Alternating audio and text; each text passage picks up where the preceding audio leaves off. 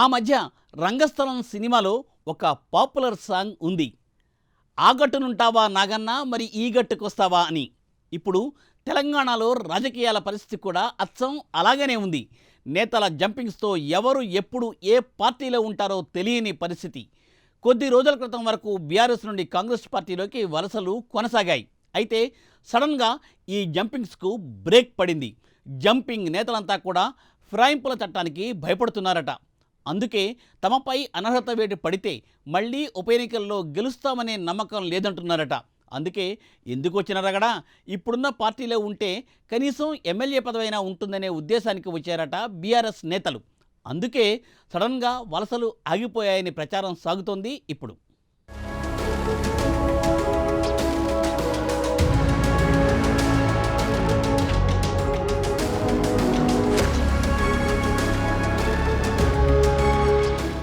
Assembly, parliament ఎన్నికల్లో ఘోర ఓటమి చవిచూసిన బీఆర్ఎస్ పార్టీ నుంచి 2 నెలల క్రితం నేతలు కాంగ్రెస్లోకి క్యూ కట్టారు. సీఎం రేవంత్ రెడ్డి కూడా బీఆర్ఎస్ వలసలపై సీరియస్గా దృష్టి పెట్టారు.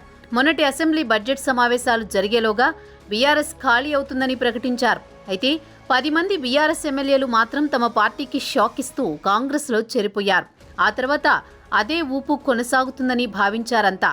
కానీ 10 మంది ఎమ్మెల్యేల చేరికల తర్వాత ఎవరూ కూడా కాంగ్రెస్ పార్టీలో చేరలేదు. ఈ విషయంలో కేసీఆర్ ఏమన్నా చక్రం తిప్పారా, లేక బీఆర్ఎస్ ఎమ్మెల్యేలు మనసు మార్చుకున్నారా అనే చర్చ జరుగుతోంది.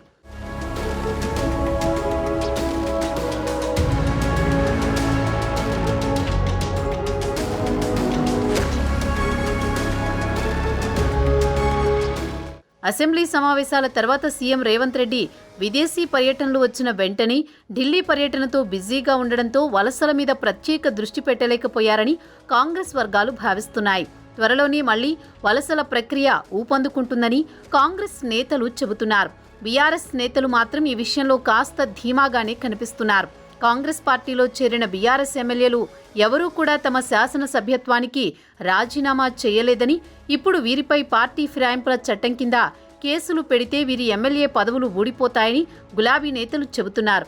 ఇదే గనుక జరిగితే మళ్లీ మరో 6 నెలల్లోగా జరిగే ఉప ఎన్నికల్లో గెలవాల్సి ఉంటుంది. తీరా అప్పుడు కాంగ్రెస్ పార్టీ వీళ్లకు టికెట్ ఇస్తుందో లేక సొంత పార్టీ నేతలనే నిలబెడుతుందా అనే సందేహాలు కూడా వ్యక్తమవుతున్నాయి. బీఆర్ఎస్ నేతలంతా కూడా ఇలాంటి సందిగ్ధంలో ఉండడమే బీఆర్ఎస్ పార్టీకి కలిసొచ్చే అంశంగా కేసీఆర్ భావిస్తున్నట్టు తెలుస్తోంది. ఇప్పుడు కొత్తగా పార్టీ మారే ఎమ్మెల్యేలు కూడా ఇదే ఆలోచన చేస్తున్నారు. మళ్లీ మరోసారి ఎన్నికల్లోకి వెళ్లాలంటే వీళ్లు భయపడుతున్నారు. అసెంబ్లీ ఎన్నికలై 8 నెలలు కూడా కాకుండానే పార్టీ మారిపోతే మళ్లీ ప్రజలు వీళ్లను ఎన్నుకుంటారా, లేక డిపాజిట్లు లేకుండా చేస్తారా అని సందేహిస్తున్నారు.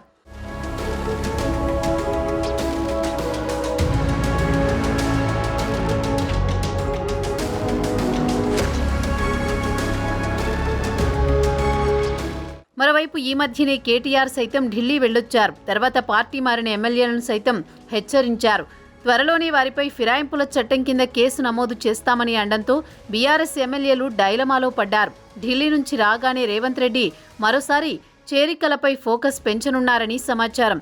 ఎలాగైనా రేవంత్ రెడ్డి ప్రయత్నాలు అడ్డుకోవాలని బీఆర్ఎస్ నేత కేసీఆర్ విశ్వ ప్రయత్నాలు చేస్తున్నారు.